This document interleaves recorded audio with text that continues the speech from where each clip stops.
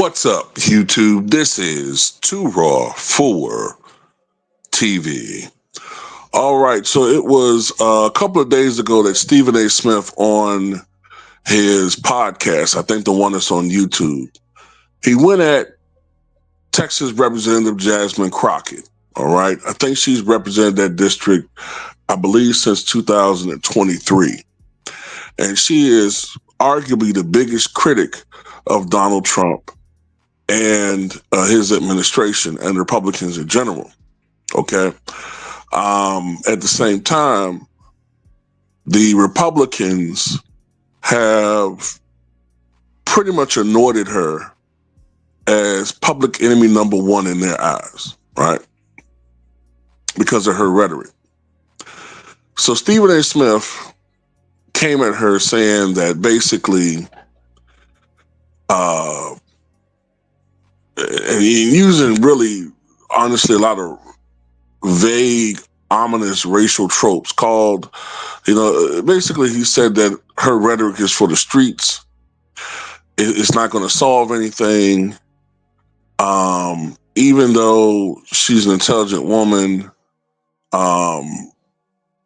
she's counterproductive, and that she needs to learn how to tone it down and more or less work with the Republicans, right? Because they're in power. At least that's pretty much the gist of what this clown was saying, right?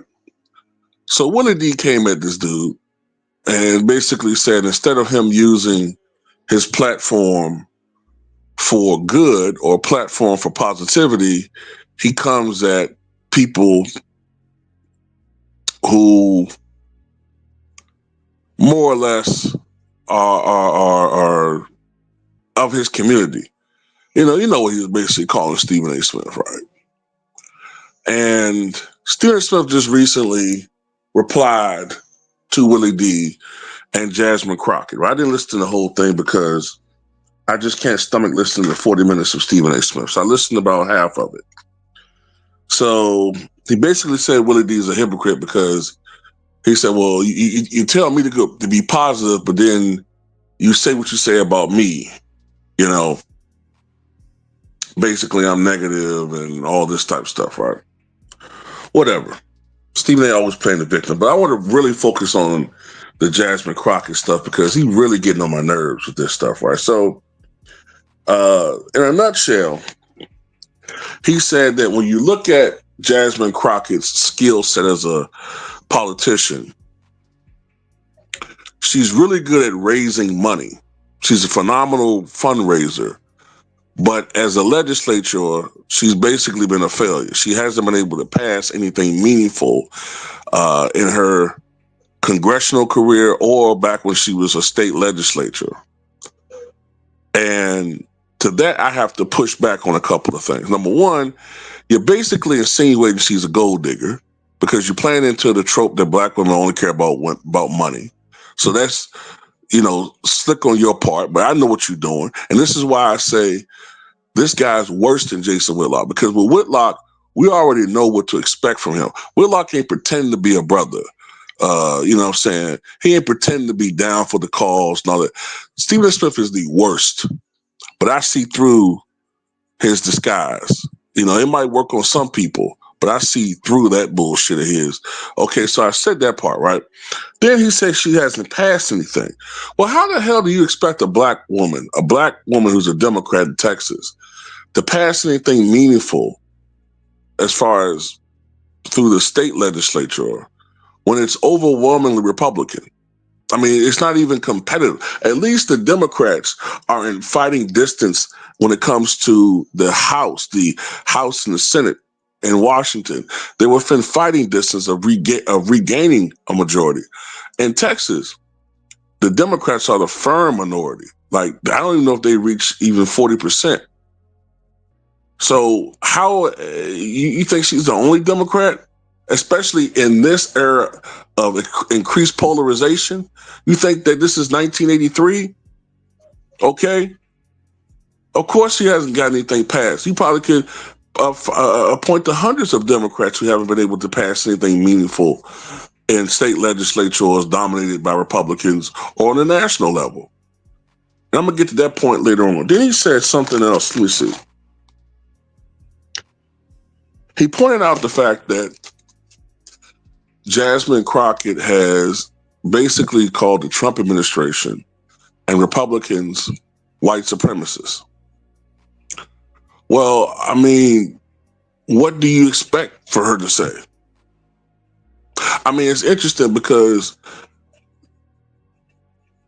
hasn't Trump basically, after spending an entire year lying about it, hasn't he basically embraced Project 225? We all see that video that he uploaded on True Social a week ago or so, where he basically, well, he had like the what was it, the director of the Project 225 initiative in a cloak with himself. I mean, what are we talking about here? For all intents and purposes, everything that's in Project 225 is being implemented now. And that is essentially a directive to bring this country to basically being a Judeo-Christian white nationalist state, whatever you want to call it. Yeah, that is white supremacy.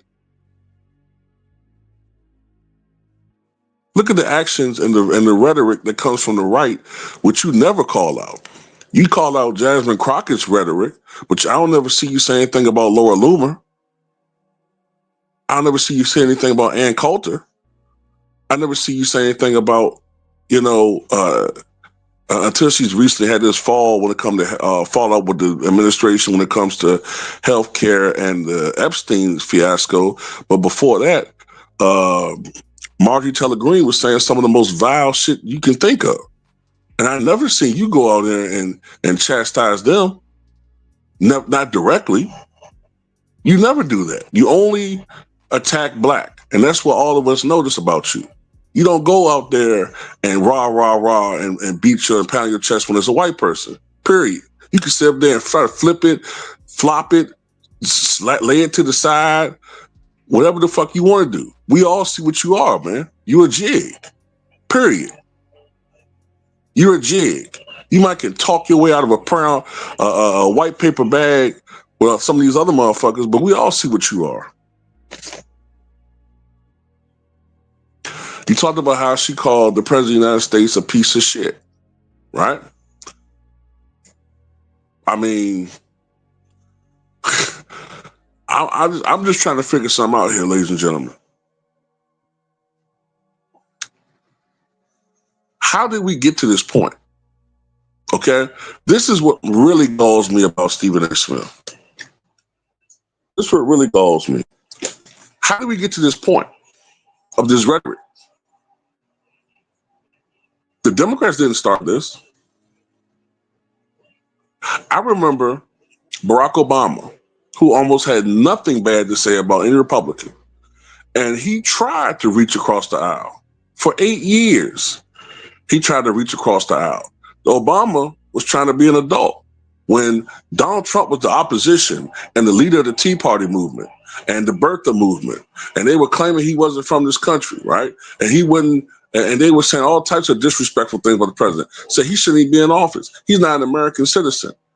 All types of racial stuff. Remember, he was doing the State of the Union speech, and one of those disrespectful ass Republican congressmen said, "You're a liar." Shouted out at the State of the Union address.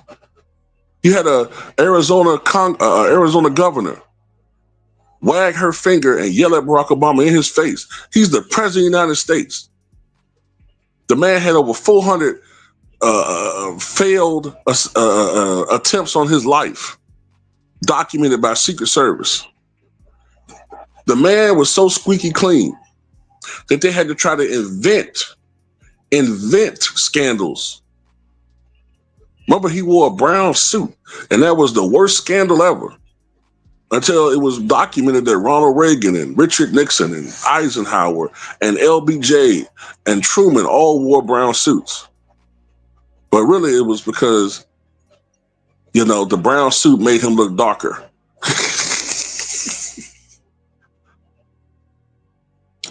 But it's just all of this stuff, this whole atmosphere, you could really chalk it up to Donald Trump. He was the main one being disrespectful. He was the main one insulting his opponents, talking about their looks, talking about how fat they are. He's the one who, in a campaign speech back in 2016, said that he was making fun of a journalist who was disabled and wagging his arms all around and making fun of him. I didn't see you go on your program say anything about that. Wasn't this the same dude that said that Donald Trump said that he would have funded, he would have paid for, I forgot exactly what it was, but it was somebody that assaulted somebody. I think he assaulted a black guy in one of his rallies. He said he would have paid the white dude's defense without knowing all the facts, but because of the optics, he just went with the white guy. Do you remember all the things that Donald Trump said, the inflammatory remarks, all these years? He helped to create this environment of toxicity. Do we remember or forget that just a few years ago, his sitting vice president called Donald Trump America's Adolf Schicklgruber? Do we remember that? Do we remember that? So when you lecture her, brother, do your history and look to see who created this atmosphere of animosity, or who at least helped to create it. He did. He did.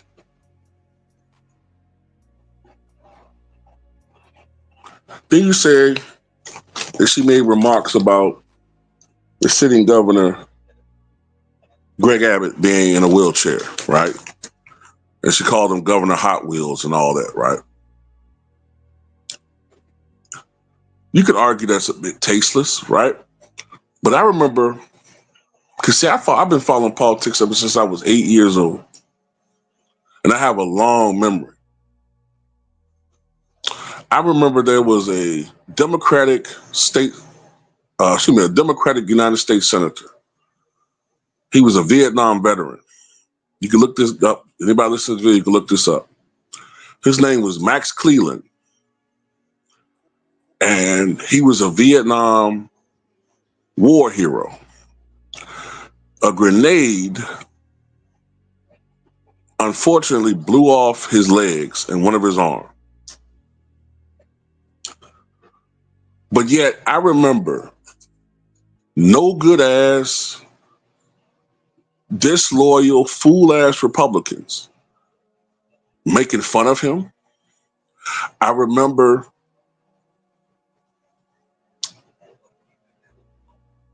Ann Coulter claiming that he was lying about how he got his injuries, even though it was documented he got them in Vietnam when a grenade blew up. And I remember Republicans attacking this man's patriotism because of how he voted on a bill that would have allowed representatives from what certain nations call terrorist nations have representatives to look at, what do you call it?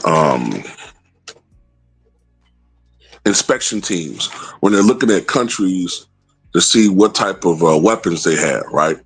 He thought that the countries that were being called terrorist countries were not necessarily terrorist countries, right? So because of that discretion, Republicans called him a terrorist, a man that fought and almost died in the Vietnam War. I don't forget shit like that. So neither one of these parties have the high ground when it comes to morality. But Governor Greg Abbott has said some screwed up shit too.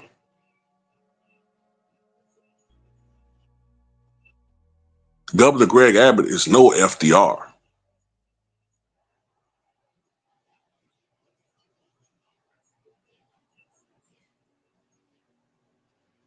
You know what I'm saying? But getting back to this whole situation, I'm not a huge fan of Jasmine Crockett. But I have no problem with her rhetoric because she's just giving back what she's getting. And they be calling her all types of nasty shit. Trump supporters. So, once again, Stephen A. Smith is on the wrong side of history, as usual, as he tends to be. He's always on the wrong side. But, you know, he's a grifter that's getting paid. He's a grifter that's getting paid by the opposition. And what I suspect is in 2028, if he does run for president, he's going to be paid by the right to be an agent of chaos within the Democratic field to try to elect or try to siphon enough votes away from whoever is the more electable candidate, right? He's going to try to siphon enough votes away so that the most or the least electable candidate gets elected. At least that's what they're trying to do. That's what I think he's trying to do. He has no interest in being president, but he's a useful idiot. And that's what I think the right are going to try to do. But anyway, that's all I got to say about it. Tell me what you guys think.